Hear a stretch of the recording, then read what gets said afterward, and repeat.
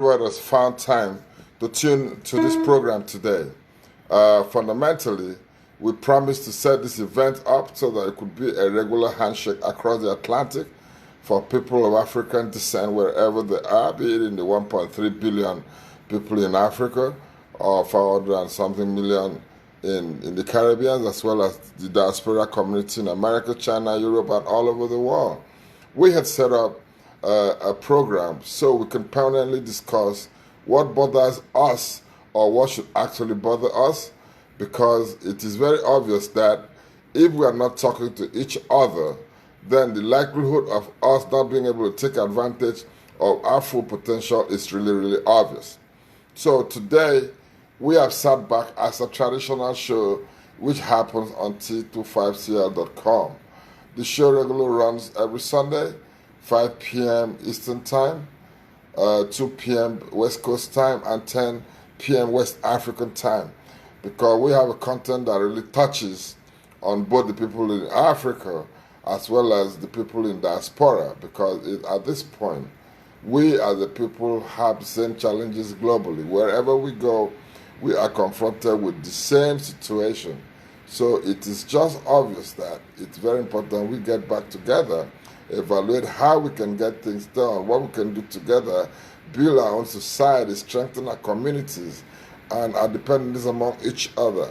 We need to make a major diversion from our traditional partners in Europe and America and see how we can really create our own community of people of African descent wherever they are. Because without really doing that, the likelihood of us rebranding our story, writing a story and presenting it the way we want the world to see it, and equally taking control of over 1 trillion economy within the Black American community alone, and repurposing this economy towards the continent of Africa so we can actually build a strong, virile economy out of Africa. Today's show is captioned COVID-19. We are at a crossroad. This is obvious because at this point, cities are struggling to get started again. And I think I support the fact that the world cannot shut down permanently, because the cost of this shutdown is very, very, very strong and very serious on the world value and its total economic value. I have never seen a world that has stagnated to this point across the entire globe, whereby the value of oil is in a negative format. I never heard that before, but apparently those are times that we're in. I constantly remind myself and remind whoever cares to listen that the world has changed forever. The world has changed from whatever we saw it just 120 days ago to what it is today. Most of these changes will never revert. And in most of the instances, I can bet you that 50% of the changes will stay with us permanently. Because today we found the need to bring new collaboration in different directions. Today we realized that continual dependency on China as a production hub has not really helped our society, because that dependency has exposed the vulnerability of different societies and countries, such that manufacturing countries had to put a ban as they were invoking the wartime rules of their different sovereignty to support and protect their own economies. You can see Indonesia putting ban on exporting rice. Thank God that we were able to migrate to status of producing our locally grown rice in Africa in a whole lot of instances. So the world has changed forever. Today we're going to look at the role of disinformation as it happened in a country like America, whereby the initial perception of COVID-19 was that it was a hoax. We are fully aware of the role Fox News played at that time, because they thought it was just going to go away like that. We have equally seen the turn and twist that the same COVID-19 has taken in terms of becoming a partition issue across the aisle. This has happened across the entire globe, depending on who you're talking to. This has resulted in the kind of numbers that we cannot imagine. We have over 67,000 dead in America alone, with over 1.1 million infections. What are the real numbers behind these random numbers being thrown out? How do we really ensure that these numbers can really give us a trajectory on where the next generation wealth is going to be transferred to? I ran into a video presentation that was highlighting where the world was migrating to. And just as if a thought, is dollar still going to be the common denominator in the new world? The new world itself, as it's happening, how is it going to impact us? What are the new dynamics that are coming into play?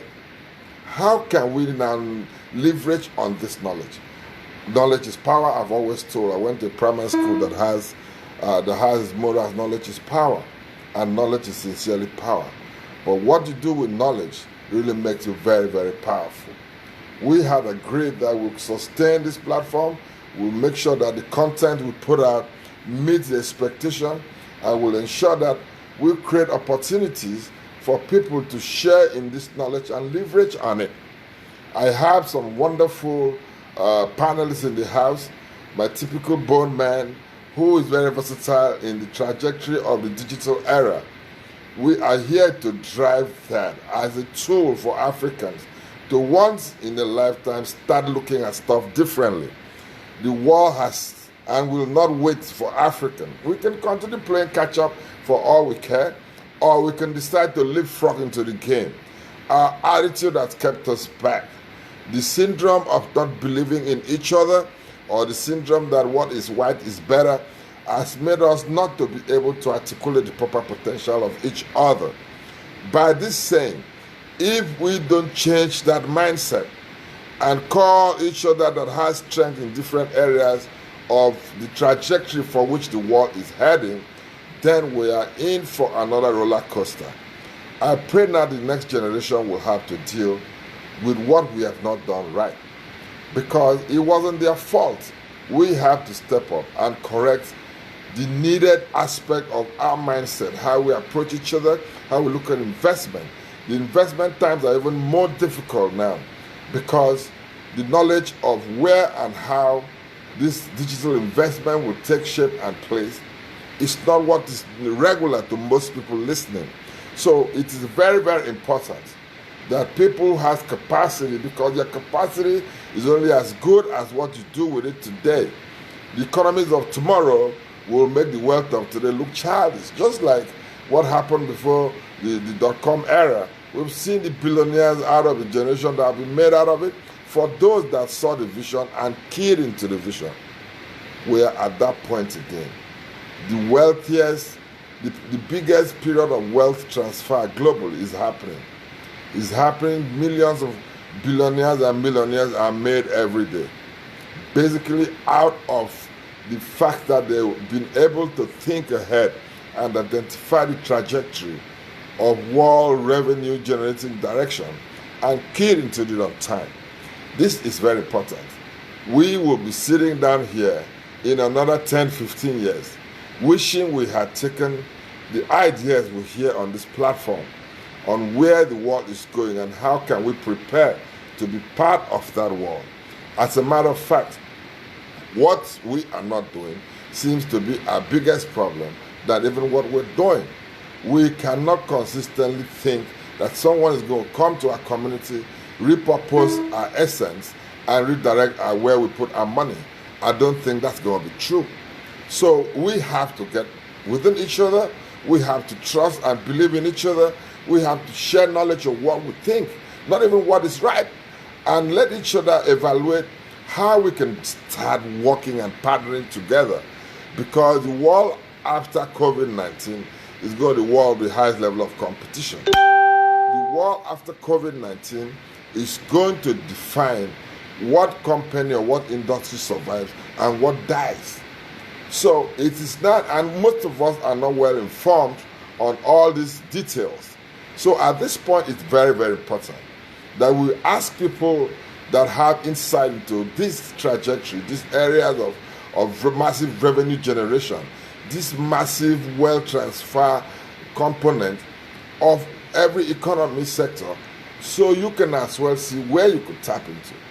In another 4 years, if you are not in possession of a digital infrastructure, if you are not in position of a digital community, if you are not in possession of the required technology, you would have just been played out, no matter how liquid you are today. It's no longer important how much we have, but what value is going to come out of what we have post-COVID-19. We have seen how the stock market has been depleted without anybody being able to lift a finger to protect the situation. So I am very obvious. If we don't step up right now to share knowledge and believe that the knowledge we share on a platform like this, that we intend to build a whole new dynamics for people of African descent, then we are not ready to head in the right direction and prepare a better world for the next generation. This discussion today is going to take us all the way to Trinidad and Tobago. It's going to float us all the way to the California, the hills of California, and to one of our panelists in New York. These are people that are very deep and detailed in their knowledge of what's been playing out. We have done our due diligence. We've seen where it all started and how the systems that have made it through has survived. I thank everybody who is here. I see my brother, Prince William Albert, Gerard Pereira is right on board, Ubong Nelson, Joseph Eddy, Ali Gambo, all of you guys watching. I thank you guys. I give you a high five on the wave over there. I want you guys to stay tuned because it's very important what we hear. But what we do defines what we get, what the next level that we can actually propel ourselves to. The regular way of investment is off the table. I want to welcome the Galaxy Chief who provided this platform for us to continually reach out to you, Chief Andre. My brother, how you doing? Oh, pretty good, my brother. Welcome to have you on the show. I'm doing okay. Yo, that's Galaxy Chief chatting all the way from Oakland, California. And I have my other panelist, Gerard Pereira, that called in from Trinidad and Tobago. My brother Gerard, how you doing, bro? I'm good. Good evening, King Coco. How things with you, my brother? We're doing great, but we can't just keep quiet any longer because we are at the point that something has to be done because we cannot continue playing a catch-up. I have my brother, my mentor, somebody I like listening to a lot, even though he beats me up a whole lot as well. But at no point will I not appreciate the kind of information he shares. I want to thank God for his life. I want to equally thank us for having him on the show. My brother Lenny Duncan is out of New York. So thank you, brother Lenny. How are you? Hey, King Coco, what's up? What's going on? Well, we're talking about post-COVID. Post. Was here pre-COVID? Yeah, we've been talking pre-COVID, but today we are at a crossroad. The entire global space is at a crossroad. Right. Where do we go? We're struggling to jumpstart the entire economy, global economy, all over. Some people, I think we shouldn't. Others think we cannot keep the world on its knees. Today, we're looking at a situation that has never happened in our global life, in our lifetime. We're looking at economies that have been grounded. Value of economies have been depleted grossly. And a continuous depletion of these values by shutting down the entire system is going to be very, very catastrophic to mankind. Already we don't know who is going to survive post-COVID. So we decided to put up the show so we can get our brothers of African descent, wherever they are, to understand the fact that the world has changed in so many ways. And these changes are not going to totally come back. We have seen the total eradication of certain jobs that were thriving just before COVID. But they're finding a very hard reason to even open their doors. We've had Georgia, the state of Georgia in America, open its doors a few days now. We're still waiting to see what this impact has on the COVID infection itself and in other aspects of our existence. We've seen a couple of other states struggling in America to come in. We've seen countries in Africa looking at the situation of total shutdown as counterproductive, probably because their numbers still look low, and we hope that remains like that. Nigeria itself, one of the biggest countries out of Africa with over 200 million people, a country that is supposed to get into a drive mode for the entire African continent to catch up and sustain the momentum. It's hoping to open its doors by Monday because the continuous shutdown has ground everything to a halt. So, depending on who you talk to, for me, I think the world cannot constantly remain on its knees. The world has to figure out how to jumpstart and get rolling because the machineries of governance all across the globe is what sustains the world economy. The oil sector is one of the worst hit as of today because everything has grounded to a halt. The value is totally what we have not seen in a lifetime. So I welcome you guys to this panel, and I want you guys to understand the mindset we have. At the end of the day, our discussion has to dovetail to what kind of people leverage on, because it's not really what we do that matters most times. It's actually what we don't do. My preamble here captured a whole lot of stuff, what we got to deal with as a people, our challenges across the globe, but we're not going to keep on dwelling with that. We believe that this handshake across the Atlantic was created to help people of African descent have a handshake across each other, get to understand each other, so that we can start functioning as one of the biggest races in the whole world. But today we are only barely thriving as one of the most endangered races in the whole world. This has to stop. Our brand has taken enough hit. We have to step up and protect the brand and project it the way it should be. And my brother Lenny, the crossroad we are today, what's your take on it?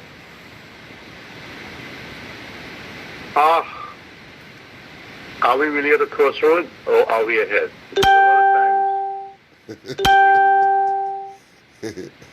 Influence.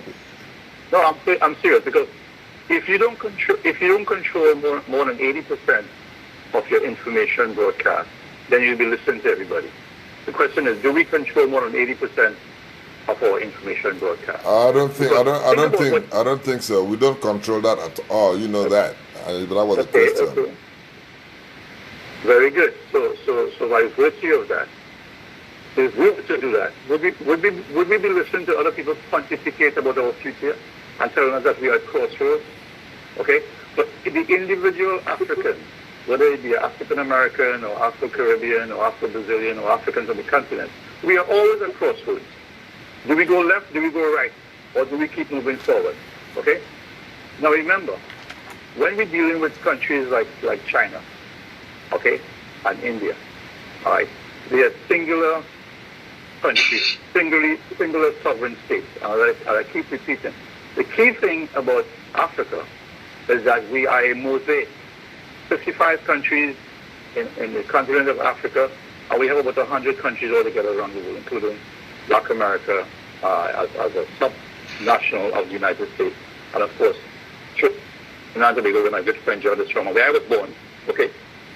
We understand the Caribbean as being part of that. So the crossroads has to be the crossroads of the mind. We are at crossroads in our own mind. Do we move forward with the power we have? We have 2 billion Africans around the world right now, okay? Or do we sit and wonder whether or not these people are dictating to us that we are at crossroads? We have a straight road ahead. We always have a straight road ahead, okay? If we embrace each other and consider that power in numbers, we have the greatest demographic dividend in the history of the world. It's called black people, okay? 2 billion people, okay? The Chinese haven't reached that. The Indians haven't reached that. Yet, if we take a country like Trinidad and Tobago, it's a mosaic of people from all over the world, okay? Same thing as New York City, same thing as Miami. So look at what we have in Coco. We have an embarrassment of riches among us. We are already connected by digital undersea cables. We got to celebrate what we have. Because what we have is the only thing we have to move us forward. Not what other people say we have or we don't have. Yes, this COVID situation is very, very bad. Very terrible. But look at what you have done in Nigeria to keep the numbers down. Look at what Trinidad and Tobago has done. I guess Gerard will probably talk about that later on. But we have to celebrate what we have been able to accomplish because there's so many problems that we can talk about. That if we don't have time to talk about our pride, if we don't have time to talk about our advantage, if we don't have time to talk about how we're going to make profit among ourselves, which is so long overdue, then we would spend our time wondering what the others are pontificating about us, whether it be digital currency or no digital currency or whatever. Remember, currency is not money. Currency, as the name implies, is the flow of an agreed system of exchange that you decide half this value and I decide half that value. So from buyer to seller or from seller to buyer, we have a fair value in exchange for what we are giving each other. All right? Cool. So as far as the crossroads is concerned, we win. Good. Cool. Well, that's a whole different discussion for another day. Are we really at a crossroad? It depends on who you talk to. Because for some people, yes, apparently I think we are even more ahead, but it depends on what we do with that advantage. That's why we're discussing this discussion today. Because it's not just a matter of being at a crossroad. For every extremity, there is an opportunity behind it. That's what I've always had. So I still believe that's very true. But that having been said, let me speak with Gerard. Gerard, let me just hear you there. What is really, Gerard, I just lost Gerard, man. I have one of my brothers that just logged in. That's awesome. Chief, Galaxy Chief, what do you think is the likely direction of opening early and opening late? I don't subscribe to us holding down the countries at its knees. There still be death in this war, COVID or no COVID. We don't even know what number of death is actually COVID death because we have seen certain people who are trying to take advantage of the situation, running numbers. As long as we're concerned, the flu season would have been here with us, and the flu season equally has done fatalities. But today, almost every global death situation, especially of the older people, is even attached to COVID. So, is this crossroads something to really bother about? What do you think might be a likely outcome of delaying this opening of the economic dynamics of the whole world? But we're looking at a real global shift of things are just changing fast. Even look at sports that's right now. Okay. Chief, we're not hearing you. Can you say it a little louder? We're not hearing you well, Chief.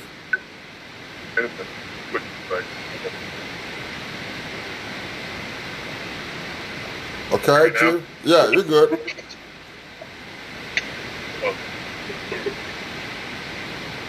Hear me now?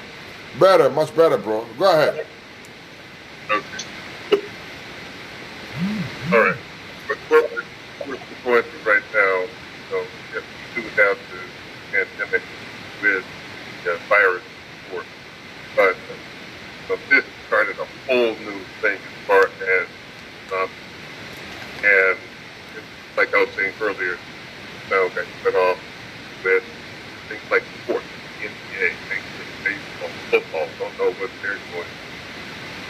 The restaurants, having the whole modality of business now changed. And people of the world, we're going to have to come into a whole new adaptation. Yes, we are at a crossroads, but nobody can predict right now. We can't even predict when the next NBA basketball, when the next baseball, when the NFL is going to start, what's going to happen with the stock market, what's going to happen with college. We can't even make most predictions right now. Change now. What are we going to do? We're thinking of new ways. Chief, your connection is really bad. Apparently, people are not really hearing you well. I may just leave you right there for a minute. Hopefully, by the time I revert back to you, you might have a better connection out of that. Let me let me just chat up my man right here, Mr. Duncan. Mr. Duncan, you said we're not really at a crossroad. That for you, you see a straight road that could make a good run. You know, what will you advise us to expect out of this opening? Do you subscribe to us opening the economy again? Because I think the cost of shutting down this economy will destroy the total value of the economy. Kim Coco, the economy has constricted, not shut down. Well, the key thing is that, understand something, because a lot of times when we exaggerate what it is, the economy has shifted to where it was always going, digital. And digital doesn't have a geographic sense. Digital is everywhere, every day, anywhere, any day. So to think that we have shut down is missing a bigger point in that finally we are together. Unfortunately, because of a bad reason, but it took a flood to put everybody in the same act. Noah's Ark, remember that? Right. So if we use that analogy, think about it this way. How can we redefine the new paradigm, the context with which we are in, that for the first time, maybe 1,000 years, everybody has decided we are going to lock down and not shut down. Lockdown is not shut down. So what we should do, if the economies want to actually redo that situation of opening up physically as it was before, why can't we do this?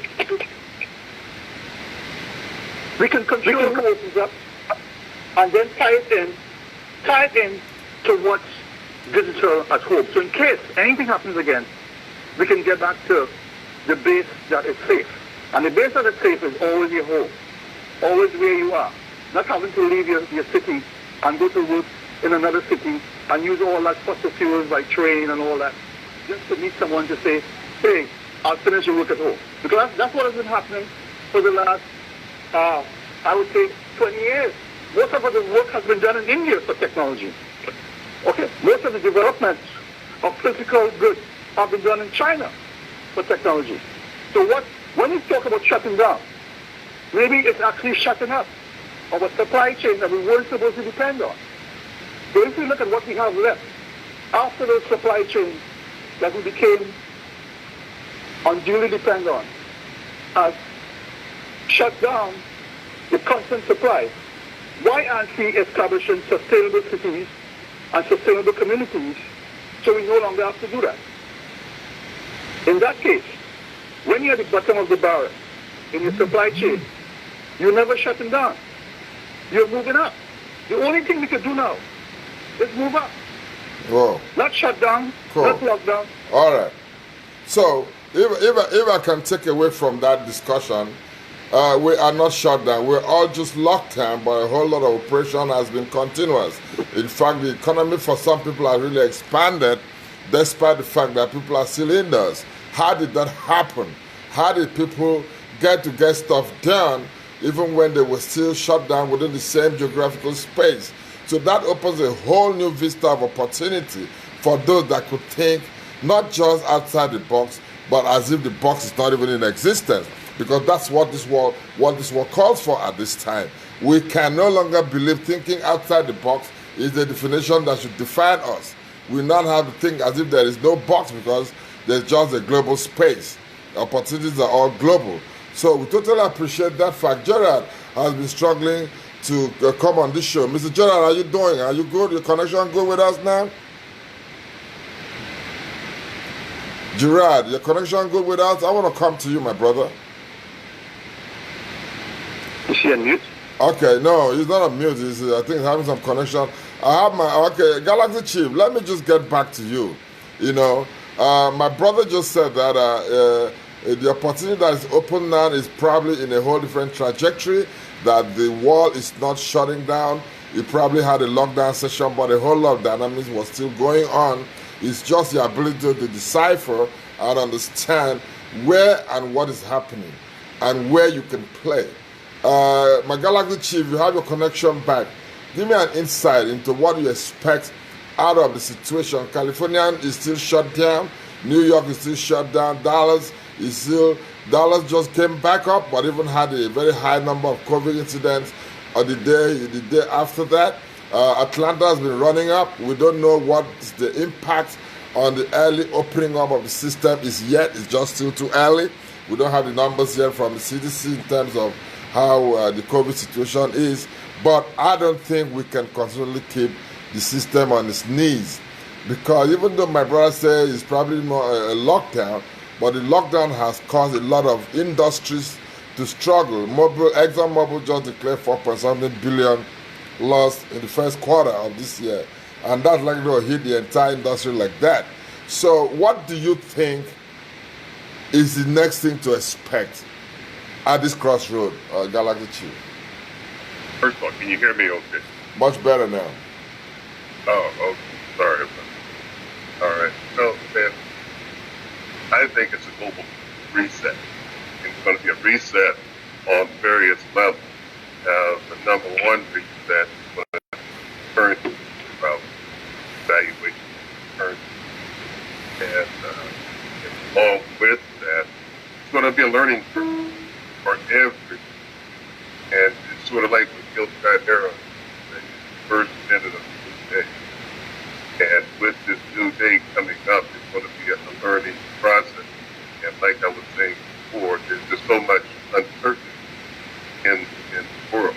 And I thought what I was saying that people like to go forward, they don't know when the first football, basketball, baseball, they don't know how they're going to do the draft. And so everything is being reset. Contract. So the thing is more of a reset. Yeah, it's a reset. And that is a good thing for this entire planet. I mean, look at a place like Nigeria, where their currency is tremendously undervalued. Nigeria has some of the best oil in the whole world. But how come their currency is bad? And how come there's so much poverty in it? So all of this needs to be addressed. There shouldn't be any poverty anywhere on the continent of Africa. All the riches, all the land, all the natural beauty that is there. But the people are being suppressed, and that the top who are running the government are frustrated very well. Okay, Chief, let me just jump in there. Well, you see, it depends on who you talk to. The positions are always at variance. But at the end of the day, I have my panelists that are calling from Trinidad and Tobago, Gerard Pereira. Gerard, let me just ask you this.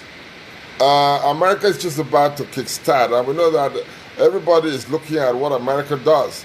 America just realized that they can't keep shutting its doors down with its industries and almost everything ground to a halt. What do you think might be the likelihood of this impact on countries out there who always look up to America, even though it's been really, really disappointing how America's handled this COVID situation? What is really out there in the Caribbean with particular reference to Trinidad and Tobago?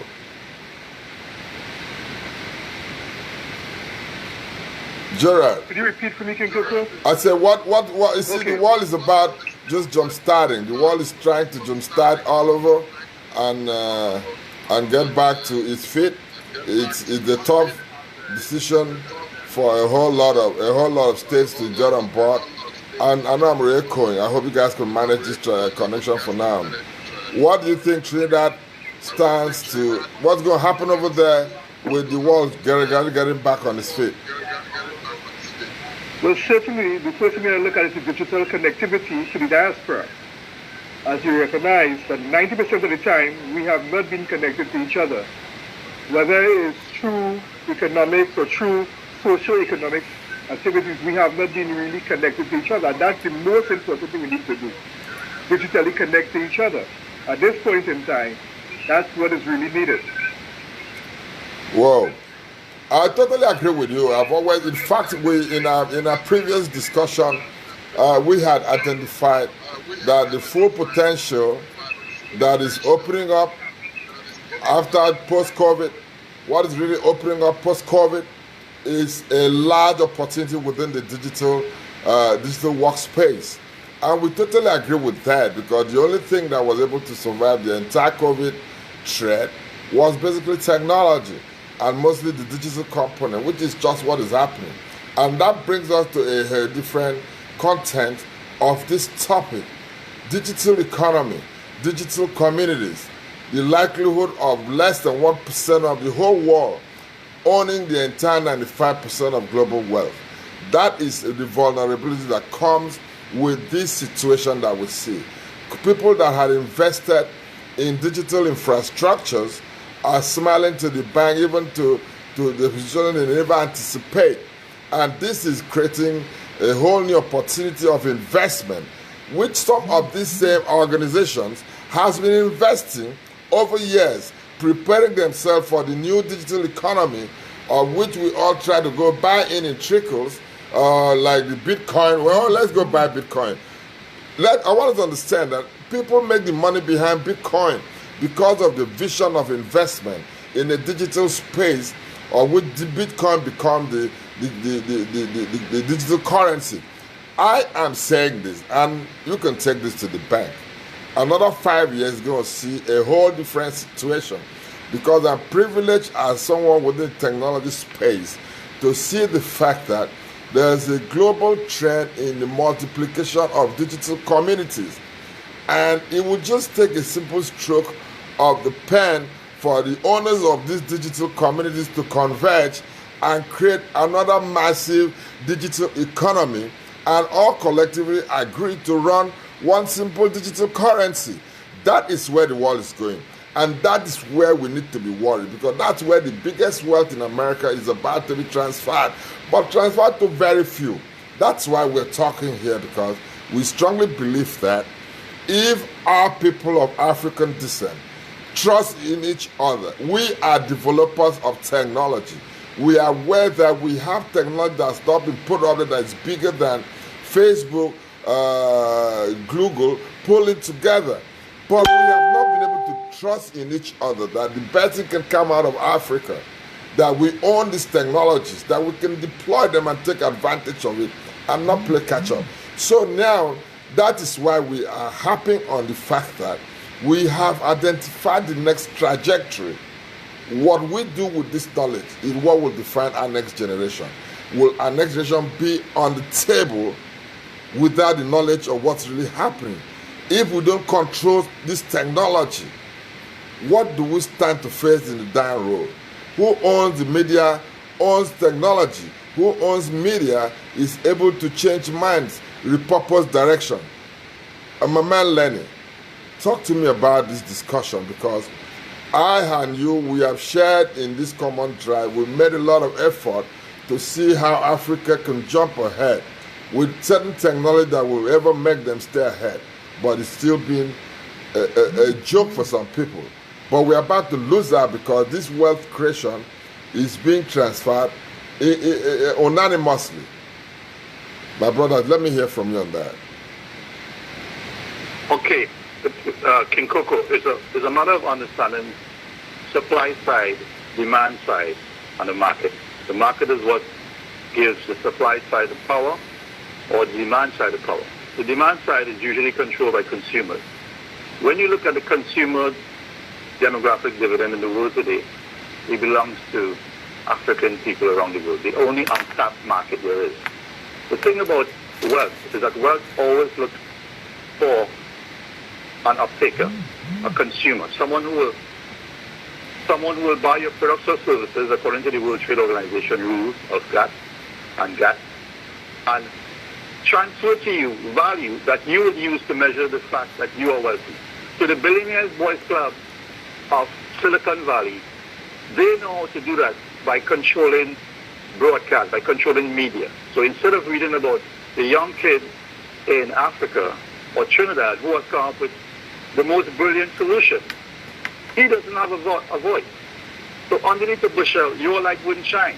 If you don't have any network, you have no money. If you have no money, you have no voice.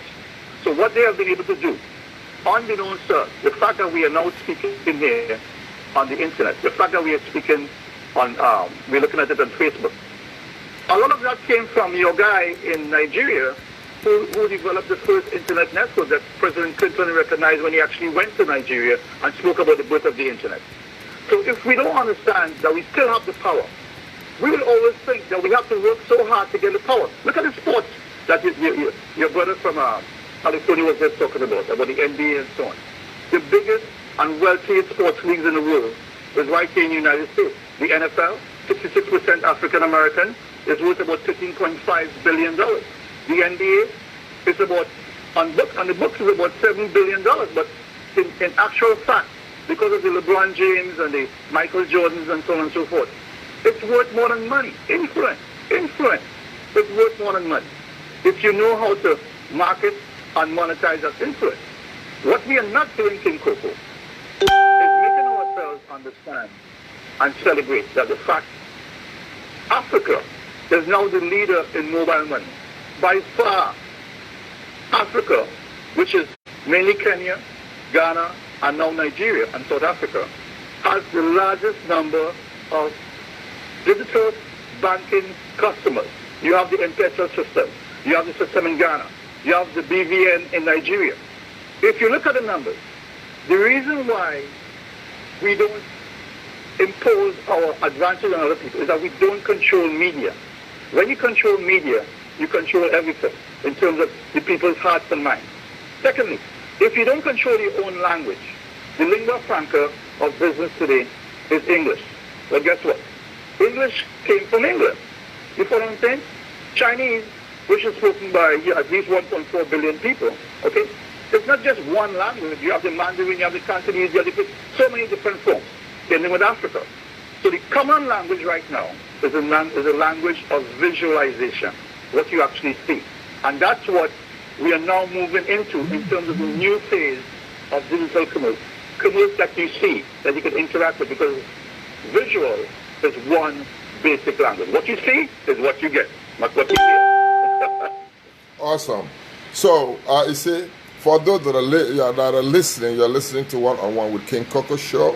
We're hosted on T25CL.com, a global streaming platform that is actually made available to us to help us propagate the whole idea of putting a handshake across the Atlantic for people of African descent. We will continue doing what we're doing because we find a need to do it and someone has to do it. So by that saying, we are committed to bringing the best knowledge and information to people of African descent. What we do with it is out of our control, but we are here to make sure that we gray out those areas that made us look like we don't understand each other, and we highlight those each other that we share in common in an attempt to build that community that will bring us much closer so we can start looking for new partnership across the planet. Don't forget that our brothers 400 years ago that were taken out of Africa were drifted down the Atlantic towards Brazil before they were now moved to every other part of the world. But today, after slavery, that channel has been permanently closed in terms of trade, in terms of shipping, transportation, in terms of air travels. That still remains one of the shortest connections between Africa and anywhere in the Americas. Why did this route got shortened down after slavery, after the exploitation? That's why we're starting this show, so we can enlighten each other, understand one thing about each other, that we have more in common. We have to reach out to new partnership. The world has changed forever. It's not going to be the same thing again. So if you see the need to be part of the emerging society, to prepare our young generation to the new trajectory, to repurpose our resources, which are really very, very lean. Look at the value of the world economy today. It's depleted by almost half in some economies, which is something to really worry about. So it's time we as people of African descent sustain a handshake across the Atlantic to people of African descent or people in the African continent at all times, so that we can create new opportunities with each other. We can let the economy revolve within our society for a little bit before we lose the value that always comes to us. That's why we're putting up this show. And I'm glad that we King Coco to remain on this platform. This is our second year, and we're still running strong. So we ain't going to stop because there's a job to be done. My brother, I think my brother logged in here. Oh, apparently he's just got out. Chief, Galaxy Chief, how are you Yes. doing, sir? Let me just ask you something. You know, if this economy does not get started, what do you think? Let's say Bill Gates said we should push this for another 8 weeks. For reasons they know better because we don't share in the same information they have. If this economy keeps staying the way it is for another 8 weeks, what do you think of this country and the world at large? That you just can't keep running down spiral. Chief, your connection is really bad. I don't think we can sustain that discussion with that kind of connection. I don't know what's really happening. What about now? Can you hear me now? Okay, it's a little better. Yeah, come on, bro. Okay. All right. You just can't keep operating an economy on a downward spiral. That's like five man segment in the economic. And so, and then the United States just arbitrarily printing money at their own discretion. It's not backed up by commonly called fiat dollars. And so your currencies are going to have to be asset backed by that resource of your country. And so you just can't keep running an economy with a global economy that's supposed to be here. And it's just going to have to be equilibrium spread throughout the world. And when this greed factor doesn't have a place where I got it, my company is worth 500 million or 500 million, whatever. Chief, Galaxy Chief, your connection is still barely audible out here, man. You know, I don't know what's up with that today. Let me just take Gerard a little bit, my brother from Trinidad and Tobago. Gerard, how are you guys hunkering down there in the Caribbean? Because I know that we need you. Last time you made a comment, you mentioned about the need to create that global network that is digitally run, so we can operate much better. And I know that the African Continental Free Trade Zone is about to be launched, and not a lot of people in Africa itself or people out here understand the implication of the African Continental Free Trade Zone, because it has not been pushed as hard as it should be.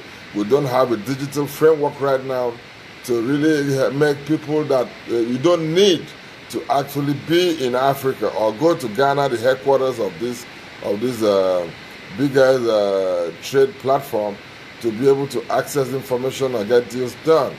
So we've been discussing with our partners, strategic partners, on how a digital framework can implement this. What do you think? What do you understand by the African Continental Free Trade Zone in the Caribbean? Because we intend to lead a trade mission to introduce this awesome opportunity to people in the Caribbean.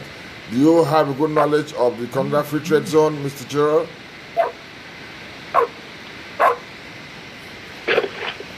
Hello, Gerard? Gerard? Okay, Gerard is out of there. My brother Len, let me come back to you because you're always my last man standing, permanently very resourceful. What do we do digitally to bring out the full potential of African economies, be it in the oil sector, be it within the free trade zone, be it within sports?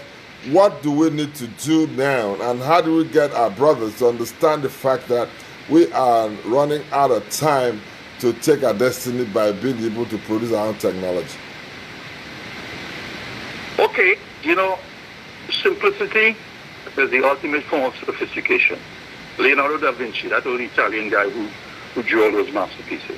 So if we look at that, think about what works in America that we admire. Whether it works well behind the scenes, better than it works in front of the scenes. Look at the NBA, the National Basketball Association. Okay? Look at track and field, where we produce some of the best athletes in the sprints. The key is, King Coco, how could we extend these networks into Africa and get a bigger market? There are about 56 players from the NBA who are from Africa. In fact, the last NBA championship was won in Toronto, where the manager of the Raptors is from Nigeria. So the key to this is being able to create alternative sports leagues, alternative leagues that have to do with our strength. The track and field, there are no track and field leagues in the entire world. Imagine that. The most popular sport in the entire world is track and field, not soccer. And where we completely dominate, we don't have the networks, and that's by design. Where we have a team sport where there's a coach, where the coach can dictate who sits and who stands, who shoots the three-pointer, okay, or who goes into defense, which affects their advertising capability. All right? Right. That's the sports that they want us to play. The individual sports, where we compete against the clock, where we can show our own abilities and dominance of a particular sport, like Usain Bolt. Usain Bolt, they say it's worth about $30 million. Usain Bolt's name is so popular around the world, it should have been $30 billion. But look what happened. It's an individual sport. There's no team captain. There's nobody who can own him, like how you have the NFL team. You see what I'm saying? Right. So if we look at the individual sport that we can do together, where we have an obvious advantage, the music business, Afrobeat in Nigeria, soca in Trinidad, reggae, hip hop in the United States. These are global lingua francas of the creative economy. How come we don't have networks for that, where we can market and monetize that to the extent that we don't have to depend on MTV and VH1? Netflix is making all the money. Netflix is making all the money, and you will share that knowledge. Listen, you see, Netflix is making all that money, right? You know. Well, again, that is. It seems to us that they are, but they're not. They're operating almost at a loss, and that is the reason why we have to understand the make, manage, market, and monetize process of wealth. Netflix is a public company, okay? In public companies, your shareholders have to say it. So Amazon is not a company that declares any dividend, but what happens is that there's a stock play. If I own Amazon stock and somebody else wants Amazon stock, the market is I sell them Amazon stock. It's not like I wait for dividends in a typical situation. So if we understand that this is a new era, post-COVID is going to be consumer-driven. Pre-COVID was supply-side driven, where someone could tell us, we're going to put Facebook in your country and take 20 million subscribers, and you're going to pay us because we're putting it there. Because no, it's free, it's free. It's never free because we pay for the advertising through the increased dollars that are put in the product. So King Coco, think about it. If we bring the Caribbean together, right? Right. With Black America, you're talking about 50 million people in Black America, 40 million people in the Afro-Caribbean area, and Brazil, 108 million people. Add that now to Europe, 12 million black Euros, okay? And then Africa, it's not so much the race, it's the taste. We determine the taste of the entire world. If we don't recognize that, and if we don't behave as though we have an unfair advantage, we will be the unfair advantage someone else has. Yes, Okay? Len, talking about the unfair advantage, people are not even aware of digital dividend, the demographic dividend, and the amount of cables, undersea cables that are running across the entire African network. Our leadership are not even knowledgeable enough on the implication of this in our economy. We like today, when you said it's a lockdown, not a shutdown. Yes, in the Western world, in America here, it's a lockdown because operations are still on. So education is still going on. Government operations are still going. Trump is still sending checks out without people leaving their homes. But that is not the same situation in Africa. But at all times, I have done this as an advocate for digital transformation in Africa. I can tell you, our leadership are quick to judge without knowing anything about the subject matter. How do we drive this message to those that make decisions? Because at the end of the day, The young man in the street needs to be directed by government policy to pick up a new emerging skill set. The new investment we're talking about has to be directed through investors who are part of leadership. How do we drive this message across and build this trust that our people will see the need to embrace these emerging technologies, especially the ones that are developed by our own, that are looking for how we can take that unfair advantage. So we are not the unfair advantage to others. Okay. All right. Let me answer that question. By asking you a very, very simple question. Correct. How much did you know about COVID-19 before you knew about COVID-19? How much did you know about it? Nothing. Not a lot. Exactly. Exactly. Necessity is the mother of invention. Okay? Correct. If there wasn't a necessity to know about something for your own survival, this is called sustainability in the UN, we'd have never done it. The answers that you're looking for that is the hardest to find are the ones right in front of your eyes. Okay? Hidden in plain sight. Okay? In 2016, all the countries of the world, except Nicaragua, I believe. No, Nicaragua joined afterwards. We had signed that COP21, the climate change agreement, in December of 2015. Okay? In 2016, the beginning of the UN SDG era. Okay? What happened is all of us agree that we will practice sustainable communities and sustainable cities. Right. But what was missing was the advocacy piece. How are we going to advocate so people will be aware? Which is what I constantly do. So that people will be aware that something to benefit us exists. Okay. So what happens?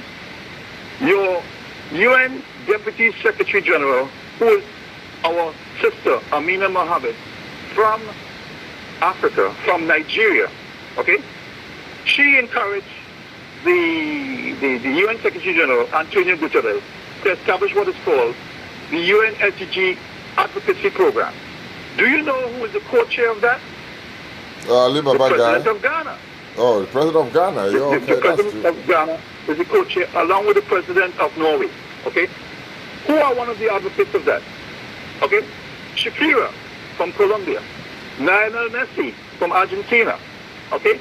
Jack Ma from China, right, or the Caribbean, depends on where you want to say.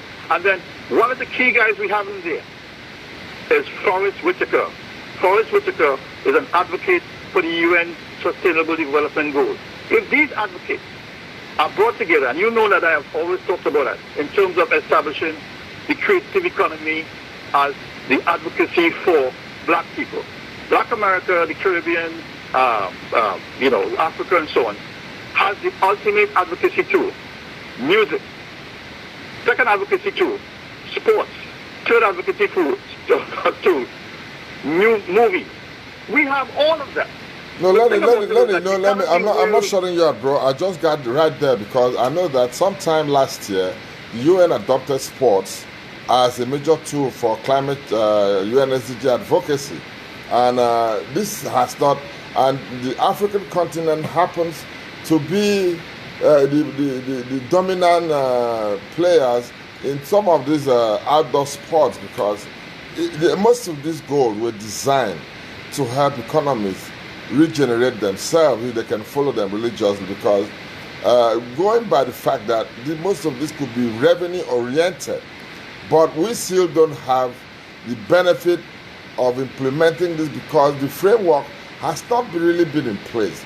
The UN itself having driven these 17 goals, which are awesome goals, because if they are being implemented genuinely, the impact could be very enormous in economies, in education, in innovation, because this is what it was really designed for. Why has it been such a tough one for this advocacy to be really implemented in massive scale? I witnessed one or two shows in New York City. The other one happened somewhere in the Asian world, but we've not been able to see this advocacy be driven to the point that countries could tap into them as a revenue source. It comes up to the same thing I tell you in the beginning. If you don't control more than 80% of the distribution of your information. Somebody else will control it, and that's what has been happening to us. And I'll tell you one thing. You know, we worked on that Ports for Climate Action Right. in West Africa. Right. All right, with the Right. African Union region too. Okay. Well, guess what? The Caribbean and Black America and the entire African diaspora is the sixth region of Africa, as declared in the 2003 Declaration. All right. I think we have a responsibility, okay, to go out and find what relates to us. I've been trying to do it, but one man can't do it. It requires a team. Right. And this is the reason why I've dedicated so much time in trying to bring the Caribbean, Africa, Black America, Brazil, and everybody together. Okay, but I alone can't do it. But I know what my responsibilities are. And by so doing, we are able to, in fact, this year, King Coco had the Tokyo Olympics. It was going to happen this year. It's not. It's going to be postponed until next year. Right. That was really the outgoing party to celebrate sports for climate action, because climate action is the Kyoto Agreement, and the Kyoto Agreement, which was signed in 1997, is about greenhouse gases. So that's why we were working on that project. Unfortunately, COVID-19 escaped. I know. That happened. Yes. Len. I know the investment we did in trying to establish the first international league across both the Caribbean, the Americas, and Africa, because we know that black folks are the real athletes in this world, and the weather in Africa will actually provide some awesome training platform during winter periods all over the world. But African countries have not been able to get together. Thank God that we've been working with the ECOWAS region to see how we can now pull this kind of event so that we could actually start taking advantage of even the basic sun. Something as basic as the sun that God gave us. Black folks will not be able to make use of it to create this kind of competition we're talking about. We've not been able to tap into the creative economy, the Afro music, the Nollywood to be able to drive the kind of projects that World Bank will see it, United Nations will see it fit a climate change project. So now we're talking about another scenario here, the African Continental Free Trade Zone. This is another treaty that has just been signed, was supposed to be jump-started by July this year. And we're sure that, I can tell you that, there is no technology framework developed to back up and deliver this treaty. African countries are supposed to work together to become one manufacturing space and one exporting space, whereby anybody anywhere in the world, within Africa or outside Africa, could actually key in and find out information they need to continue on the transaction and possibly go ahead and close this transaction on this digital space. What is the continent doing? Or is this just going to be another treaty that's going to sit and collect dust on the shelves of the African Union building? Okay. Now, it comes back to the same simple thing. In order for you to understand what is done, what has been done, or what is going to actually happen, you have to have a broadcast network. So in the simplicity of things, before you try to do anything, you have to be able to talk to people every minute, every hour, every day, every week. We haven't even reached any every minute. And we have to do.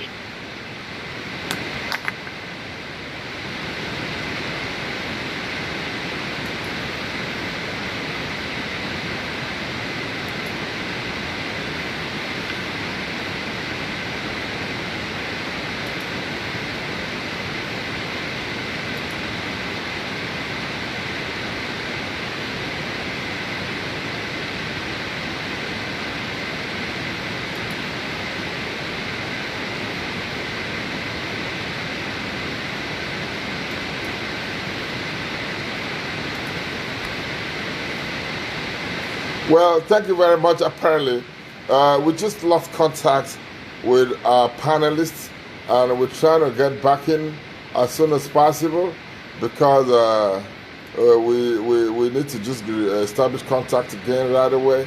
so we can get this discussion back up. I'm very sorry we're having some serious technical difficulties. I've just been kicked out as a host of the show but I'm trying to ensure that I get connected back up into the network so we can continue with this discussion. But I thank everybody for being part of it. We've been discussing COVID-19. What's the next trajectory? What are the possibilities that are going to happen? How can we take advantage of this situation so that we don't continue to play catch up? We can prepare the next generation to be part of the emerging skill force of the year 2035, which is projected to be a platform for mostly people of African descent to provide this workforce. The white folks are busy pushing the AI, pushing the automation, robotics, so that the dependency on human factor will be limited. But we still believe that human intelligence will be needed to support and drive this process, which is why we advocate for strong emphasis in training in digital transformation. Some emerging skill sets of today are really out there that we need to stop training people on opportunities that might not be there after the next 5 years. It is projected that most people in college today will end up working on jobs that were never there when they were in college. What are these jobs? Have we asked ourselves those questions? Have we built relationships all across the Atlantic to bring in resource people, to train our young people to be able to take this opportunity? I'm sorry, this show might have to just be an hour show instead of the 1 hour 30 minutes because we got kicked out from our traditional platform, and we're still trying to ensure that we get that connection. If we can't get that connection on time, we'll probably leave it on the Facebook Live for the rest of the show, and hopefully we will be able to. Those people again, always arguing about something and they don't even know what they have. Let's go and take it. That's exactly what they've been doing. The power of celebration is the power of elevation. If we don't celebrate the little that we have, our ancestors and the good God above did not give us more. Okay? We have to show that we can take little, like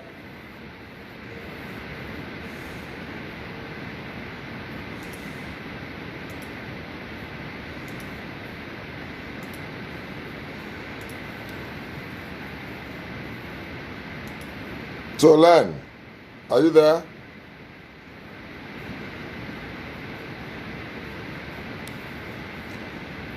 Okay, my brother, are you there?